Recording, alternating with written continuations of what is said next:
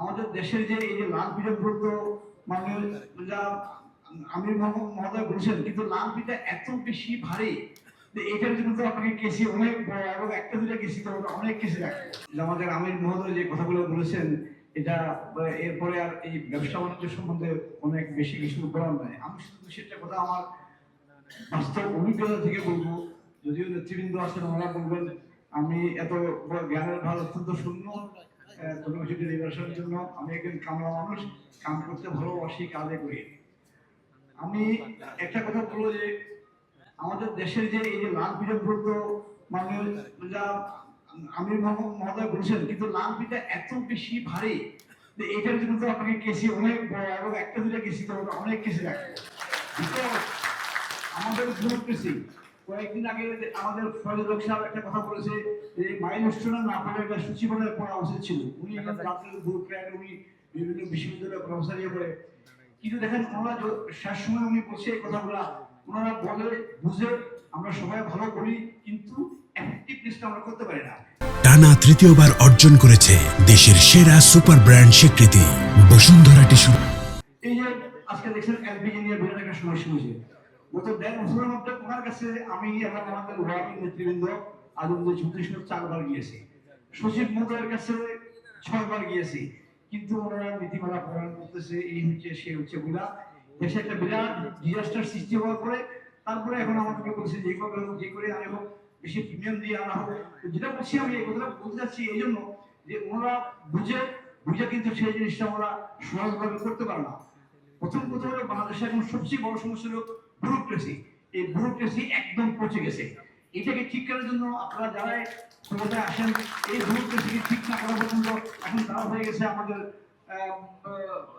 Regulator মিনিস্ট, তারা রাজা আমরা প্রজা। তহসিলদার সাহেব থেকে সচিব পর্যন্ত বিশেষ করে একটা জিনিস এসিডেন্ট পোস্টটাকে ডিজলভ করা ছাড়া কোনো উপায় নেই। এটা এত খারাপ জায়গা, এত বেশি প্রায়োরিটি।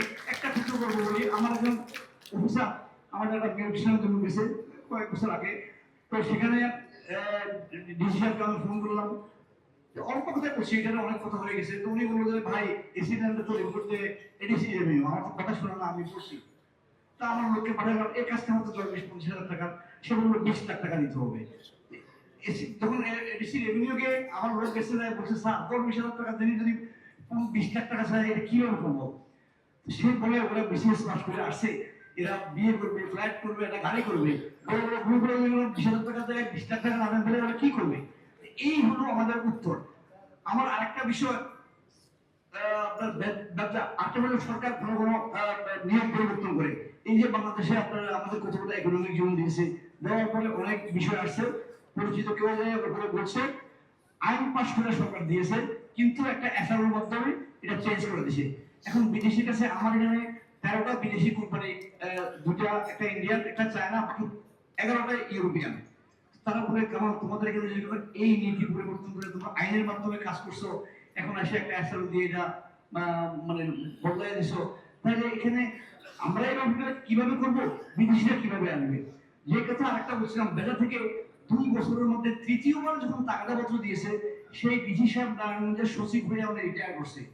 তো উনি বলছে তৃতীয়বার ২ বছরের মাথায় সরকারের নিয়ম অনুযায়ী নথিটি চলমান রয়ে আছে। তো আমাদের দেশের সরকারদের এই হলো অবস্থা। আমি বিনীতভাবে অনুরোধ করবো যারা আসে সরকারে সবকিছু অটোমেশন করে দেন, নিয়ম কানুন করে দেন। এই নিয়মের মধ্যে আমরা করবো কারাগারে যেতে হবে না, ফাইল চলতে হবে না। তারপরে সরকার অটোমেশন করছে, যেমন অটোমেশন করছে বলে সার্ভার খারাপ। আমি সচিবের কাছে কিছু বলি, সচিব উনি বললেন আমার কাছে আমি একটা স্যাম্পল আনি করছি, ওখানে যান। আমরা বলে ওখানে কি আমার এই লোকজন ফ্যাক্টরি থেকে নিয়ে আসে ওখানে যাবো, কি করবে? আমি আপনার কাছে আসতে পারলাম, তখন কি আসতে পারবে? অটোমেশন করছে, কিন্তু এটাকে এফেক্টিভ করার জন্য সব ডিপার্টমেন্টেই দিচ্ছে না, শুধু ব্যুরোক্রেসি সহ এবং সকল বাংলাদেশের যে সংস্থাগুলো আছে ঘুষ, যেটা আনন্দ যদি আজকে বলছে ১ লাখ টাকাটা ১০ লাখ হয়েছে। তারপরে এখানে আমাদের নেতৃবৃন্দ আছে, আমাদের আজাদ ভাই অনেক সুন্দর বলে ফাইন্যান্সিয়াল সেক্টর নিয়ে অনেক কথা হচ্ছে। আমি শুধু একটাই বিনীত অনুরোধ করবো, আমাদেরকে নিয়মগুলো শর্ট করে দেন, সহজ করে দেন। আমাদের বাংলাদেশি এন্টারপ্রেনাররা অত্যন্ত অ্যাগ্রেসিভ, উদ্যোগী, এবং তারা যে করতে পারবে না শুধু তা না, আমাদের শুধু রেভিনিউর উপর ভরসা হবে না, আমাদেরকে এক্সপোর্ট ডাইভার্সিটি করতে হবে। রেমিটেন্স তো আজ আছে কাল কমা যাবে পরশু। আমরা এই যে সরকার এখন বলছে ভালো আছে, আমরা অত্যন্ত খুশি, কিন্তু এটা শুধু আমরা রেমিটেন্সের উপর ভর করছি, এক্সপোর্ট আমাদের কমে যাচ্ছে। সেখানে কেন কমছে, সেটার জন্য কি করতে হবে, এগুলো নিয়ে গবেষণা করে মানে এগুলোকে দ্রুত, কিন্তু স্যার এসবখানে তো অবস্থা খুবই খারাপ। যেই ক্ষমতায় আসো এটা কিন্তু দ্রুত পরিবর্তন করা যাবে না, এটার জন্য কঠোর এবং বাস্তব ইয়া করতে হবে। আমরা স্বাধীন হওয়ার পাশাপাশি সিঙ্গাপুর, সাউথ কোরিয়া, তাইওয়ান, তাদের তো এত বেশি সম্ভব ছিল না। আর তাইওয়ান তো তারা কোনো আমেরিকা থেকে সাহায্যও নেয় নাই। তো সেই জন্য তারা যেন এত দ্রুত এই পর্যায়ে আসতে পারে, আমাদের তো সম্পদ আছে, আমাদের লোক অ্যাগ্রেসিভ আছে আল্লাহর রহমতে, কিন্তু আমি বলবো ব্যুরোক্রেসি এন্ড আমাদের যারা নেতা পলিটিশিয়ানরা আমাদেরকে হয়তো সেভাবে কাজ করতে দেয় নাই, কাজ করতে পারে নাই। আল্লাহর রাস্তায় আপনারা যারাই যান ক্ষমতায় আসেন, আমাদের নেতৃবৃন্দ সবার কাছে আমাদের এই আবেদন, ব্যুরোক্রেসি কে আপনারা এটাকে একদম পুষে গেছে, এটাকে সঠিক করতে হবে। আর সবকিছু অটোমেশন করে আইন কানুনগুলো সহজ এবং আমাদেরকে মানে কাজ করার জন্য অল্প সময় এবং সহজ করার জন্য দেন, তাহলে দ্রুত দেশে এমপ্লয়মেন্ট জেনারেশন হবে। আমাদের এন্টারপ্রেনাররা খুবই অ্যাগ্রেসিভ। আমরা কিন্তু বাংলাদেশ থেকে ছাড়াও বিদেশ থেকেও আমরা অর্থ নিয়ে আসতেছি এবং সেগুলো কাজে লাগানোর জন্য সব জায়গায় পারমিশন, সব জায়গায় পারমিশন। এমন কিছু আইন করছে শুধু পারমিশন, শুধু আইনকে আমি দিন কঠিন কঠিন কঠিন থেকে কঠিনতর করা হচ্ছে। এই জন্য আমরা তো দুই জায়গায় যাই, সচিবের কাছে আমি যাই, বলি মন্ত্রীর কাছে যে ভাই আমি তো আপনাদের দেখা করতে পারছি, কিন্তু অনেকে তো দেখা করতে পারে নাই। আর আমাদের এই যে বর্তমান যেটা গভর্নমেন্ট গেল তাদের কাছে তো ব্যবসায়ীরা দেখাই করতে পারে নাই। সুতরাং তারা তো এটা কি এনজিও সরকার, যেটা আজকে আজম চৌধুরী বলছে। তো সেই জন্য আমি আমার বক্তৃতা বাড়াই বলবো না, বক্তৃতা জানিও না, আমি শুধু এটাই অনুরোধ করবো আমাদের জাতীয় নেতৃবৃন্দের কাছে, আমাদেরকে এই আইন কানুনগুলো ছোট করে দেন, সহজ করে দেন।